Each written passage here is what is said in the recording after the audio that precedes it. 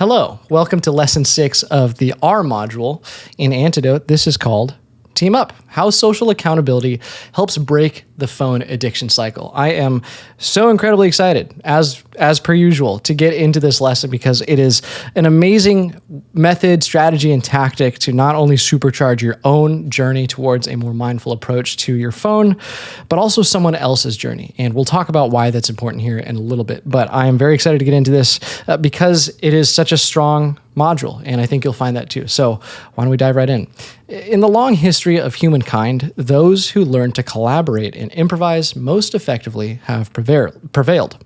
That's said by Charles Darwin, who is a scientist most notably known for his work in evolution. And he said that in the long history of humankind, those who learn to collaborate, and I want to super underline that word here because that is such an important part of not only what we're doing here with digital mindfulness, but just in general, just in life. I've had the good fortune of experiencing, good collaboration many times over the course of my life so far, both in fields of creativity and also my profession. But I do want to call out and highlight the collaboration that I've experienced with this course in general. And we'll get into the rest of this in just a moment, but I do want to call out how important it is to collaborate just in general. I have made this course not all by myself. I've had the good fortune of collaborating with my now best friend, Liam O'Neill, who has been the brain behind a lot of these systems and the frameworks that we've come up with together. It's amazing to meet someone just by happenstance that has exactly the same values and morals and more importantly, skill set as yourself. And I hope everyone gets to experience that kind of thing because you truly can make some real magic when that happens. Collaborating with someone of your caliber and totally within your bracket is such an amazing experience because you come up with some of the best ideas ever. And also in relation to this lesson, the level of accountability that you begin to just naturally take on with one another is amazing. So thank you to Liam, who has graciously spent his time putting all of this together for me and then for us as well to learn, for me to teach you based off of all of the things that I love in my life. So find someone to collaborate with. That is the main part of that anecdote. And let's get into overcoming phone addiction with social support. So these are some of the things that I want to highlight in relation to how you can team up with other people in terms of getting rid of your phone addiction for good. You can maximize the likelihood of sticking to goals and systems by teaming up with one or more people on your journey towards digital mindfulness. So again, like if you want to really supercharge your journey and your experience with digital mindfulness, then find one or more people to team up with, because at that point, you just kind of exponentialize the progress that's made. And I'll tell you how here in a little bit. So the first step in overcoming phone addiction with social support is finding a support system.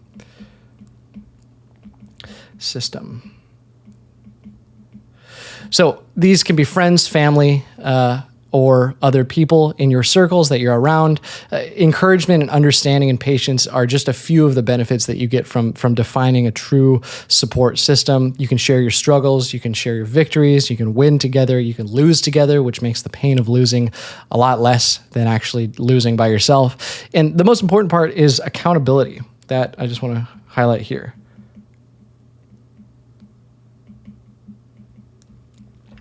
There's so much more at stake when you have someone else's interests keeping you accountable as well. If you're on a team and you don't pull your weight, there's so much more at stake than not pulling your weight just by yourself. So teaming up with one or more people is such a crucial way that you can really supercharge your journey towards a more mindful existence, really, not only with your phone, but with anything else in life. The next one here is responsibility. The next thing here is shared experience.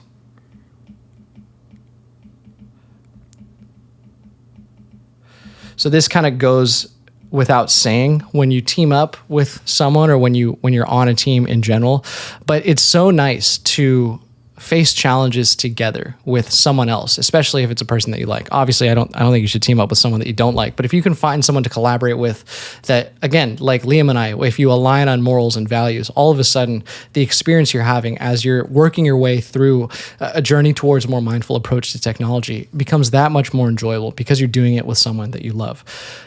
Comfort in shared experiences, that's kind of goes without saying. You can learn from others' experiences and strategies, maybe your way of interacting with with certain strategies and techniques that we've shared so far isn't the same as someone else's way of interacting with them, and sharing and comparing and contrasting those ways can elicit some amazing results. And then forming just a group that you can always turn to for support. That is one of the best parts of shared experience. I sort of brought it up just now, but responsibility to others is the next part here.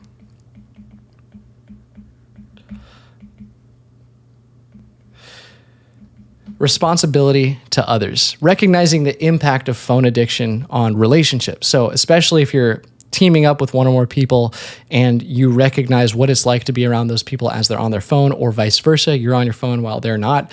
It is such an amazing feeling once you sort of recognize how that feels to experience firsthand. You can prioritize people over technology. Again, recognizing what it's like to spend time with people as they're on their phone, or vice versa. You can be really mindful about spending time together in a way that's very intentional and very secure. And lastly here, you can foster really deep connections with these people. Over the course of me building this course with Liam, he and I have gotten way closer than I think either of us expected. And that is simply from showing up pretty much every day of the week after the job that we both work at and working on this kind of thing. You know, through collaboration, you learn so much about a person. And I think if there's a benefit that goes beyond becoming more mindful, it is just developing a deep relationship with someone that you care about. And that sort of is the epitome of being a human being, is creating those relationships, as we talked about before. So there's so many benefits about teaming up that, you know, I could go on forever, but these are just some that are worth calling out. The next thing here is external perspective.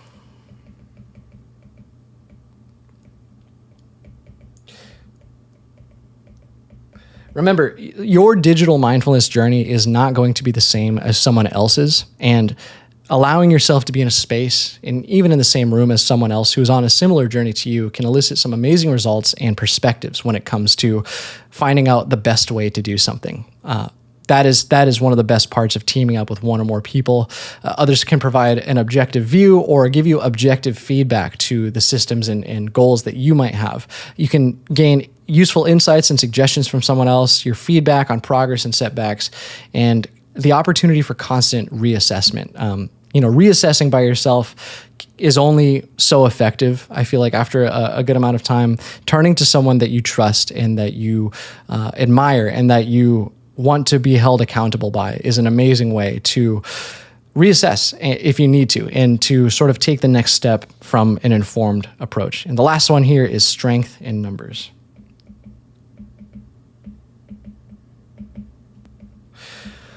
So being united in a front against phone addiction and celebrating success together is probably one of the main benefits, I suppose, of teaming up. You know, celebrating by yourself or treating yourself to certain things is awesome for a short period of time. But if you can share that excitement with someone else, and if you can not only celebrate yourself but celebrate someone else's victory, that is just a recipe for an amazing, holistically good experience when it comes to teaming up with someone else on everyone's journey towards a more mindful approach. You can not only celebrate successes together, but empower one another to stick to goals and cultivate an environment of mutual support and accountability. There are so many ways to really leverage social support and social groups and accountability partners. It's an amazing way to go about any sort of journey, whether it's digital mindfulness or productivity or whatever it is. Get other people involved that you care about and level up together. How to involve friends and family. Speaking of involving other people, here is how you can involve those exact people. There are many ways. I want to highlight a few here, but vulnerability and authenticity are key factors that greatly influence the success of your systems, strategies, and tactics that you'll employ to become more mindful.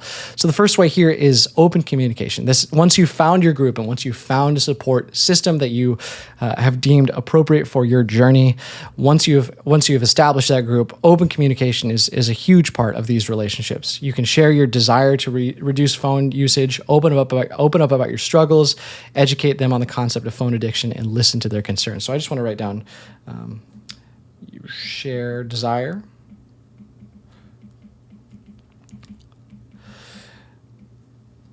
be honest about your struggles that you may be facing, and listen. I think that's very key.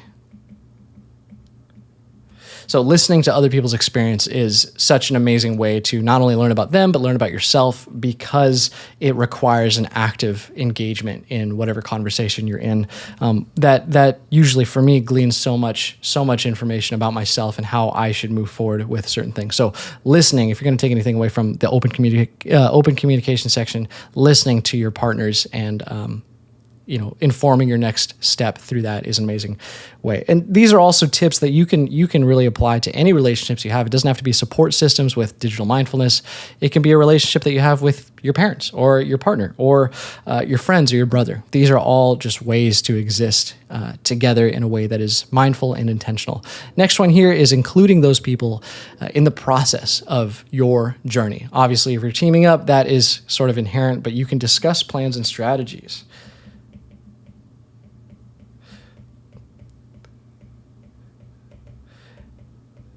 You can get their ideas on tackling addiction, new ideas maybe.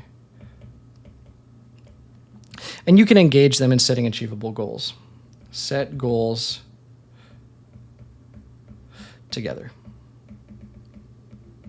I hope you can sort of see just off the bat already how important it is to team up with someone, or how much more effective these strategies and tactics that we've already talked about in previous lessons and previous modules become when you add in the factor of teaming up with someone else. It is amazing what you can do when you team up and when you really prioritize developing relationships with the support systems you build. The next one here is including those friends and family or other support friends, let's say, in tech-free activities. You can plan technology-free activities together, like hikes, walks, or things of that nature. Hikes, walks.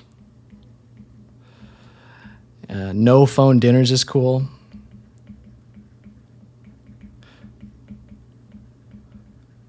I like phone-free walks also. Lexi and I do that all the time. Whenever we need to just take a beat for ourselves, we'll leave our phones at home and we'll take a lap around the block. It's an amazing way to really value offline moments.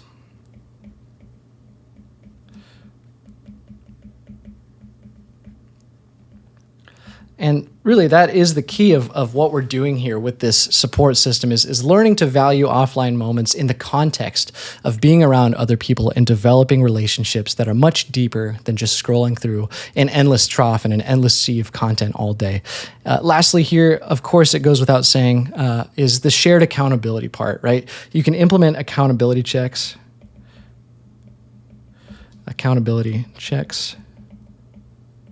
with one another. You can set a day or a time during the week that you can come together and check each other's habit trackers or check up on the progress of not only your journey towards digital mindfulness, but just how you're feeling in general. That is such an important way to check on one another just from a friendship standpoint. You can share progress. That's sort of the same thing.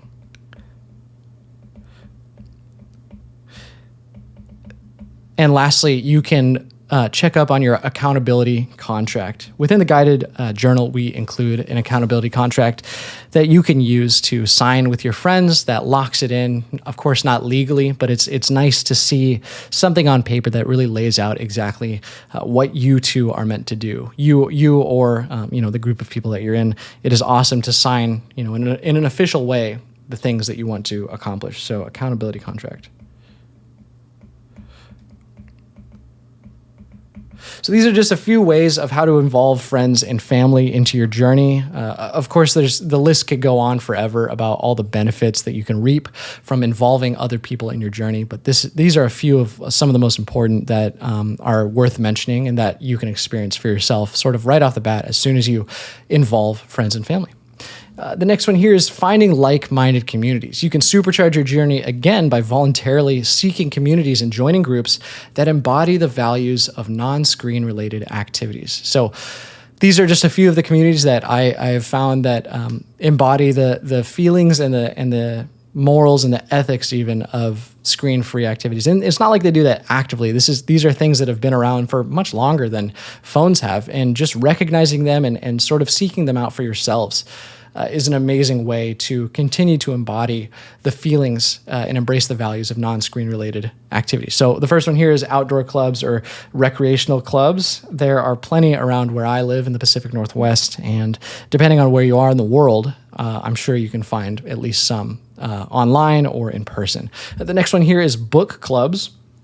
I've been reading a lot of books recently, especially this year, and I've taken quite a liking to learning knowledge in that kind of slow way. I believe I mentioned before slow media, which is sort of just the emphasis on reading and taking in content not from a phone. So if you can find a book club that discusses books that you want to read or you've been wanting to read for a long time, whether it's fiction or nonfiction, books about self-development or business, there are people for that. I like to say that there's a tribe for everyone everywhere you go. So find book clubs. There's also obviously mindfulness and yoga groups. This goes without saying. I feel like I don't really have to explain this, but mindfulness groups are groups that meditate together or focus on non-screen related techniques and values. Arts and crafts groups are awesome because you can do so much when it comes to just expressing yourself through art. One that comes to mind is there's like a wine and paint class. I'm sure they're all over in every city imaginable, but it's such a fun way to go out with friends and have some fun and express yourself through art and have a little wine tasting at the same time. Amazing thing to do in the summer. The next one here is sports leagues. Lexi and I both play on a adult rec league volleyball team, and it sounds laughable at first, but it is an amazing way to spend a few nights a week playing sand volleyball or volleyball on the courts. The community is so vibrant, as are so many different communities in so many different things, but involving yourself in, I think, specifically sports leagues, if you're able to and if you want to, is an awesome way to really ingrain the ideals of community naturally just into your practice and then obviously off the court as well. Community service is awesome. It's a great way to feel great about yourself and the people that you're helping. I remember growing up, we did community service when I was in elementary school at an old folks home, and we helped them out around their dwellings, which was right around the corner from the school that I went to, and it just holistically feels good. Helping people feels good, and it's a win-win for both parties. And last one here is gardening communities. There are so many communities and public gardens around where I live, and just involving yourself in those is an awesome way to start sort of really valuing offline activities and seeing how much potential there is to really have fun without your phone. Again, this might seem basic, and again, this is not an end-all be-all list of communities that are like-minded towards digital mindfulness. These are just suggestions and hopefully things that you can springboard off of, and maybe this will inspire you to go seek those communities out for yourself. I highly encourage it because it is so worth it. Accountability over monitoring progress, right? This is the key when it comes to really making progress. And in this case, in the case of this lesson, supercharging your progress. If you can hold yourself accountable, that's great. But if you can hold others accountable that are also holding you accountable, you've just doubled up. So find people to hold yourself accountable, hold others accountable, and level up all together. It's an amazing way to supercharge your journey towards a more mindful approach to your phone and to reboot your relationship with tech. I'd like to reference the guided journal here, which we've been doing at the end of every lesson. So flip to the page of Teaming Up, How Social Accountability Helps Break the Phone Addiction Cycle. And look at the social accountability contract. You can read it through, you can make adjustments, maybe make notes in the margins that you want to change and tune it specifically to your situation, and be thinking of people that you could team up with or that you could reach out to and say, hey, we should try this. This would be an awesome way to just improve our lives, and I would love to do it with you. You're a good friend of mine, and this would be a fun thing to do together. So that is the social accountability contracts. The next question here is, are there any communities or groups you want to become a part of that embody a healthier relationship with technology? How can you see yourself integrating with these groups more? So just like the groups that I just mentioned in the last slide, there are so many groups out there in all sorts of places, in all sorts of different communities that all have sub-communities within them and that all embody and value the values that come with doing non-screen related activities. So are there any communities or groups that you want to become a part of? Think about what those are, and then maybe take some action in reaching out or to finding these groups. And lastly here, describe how maintaining social accountability might influence your behavior and motivation towards reducing your own screen time. Think about what it might feel like to not only keep accountable someone else, but have someone else being accountable for you and keeping you on track to your own journey. What does it feel like to have those implications in the palm of your hand? What does it feel like to have someone else thinking about you and having your best interests truly in mind, unlike what social media does to you? So think about these questions. Please take the time to write them out. I feel like it really does a lot to improve the comprehension of the material that Liam and I have worked so hard to build for you, and that we're so excited about and couldn't be more ecstatic to teach you. So that was Team Up. That is all of the ways that you can supercharge your progress and your journey towards rebooting your relationship with tech. In the next lesson, we will talk about checking yourself and all the things that you can do to keep yourself on track after we've talked about keeping others on track at the same time. This is a way to zoom in on yourself and your own journey. I can't wait, and I'll see you there.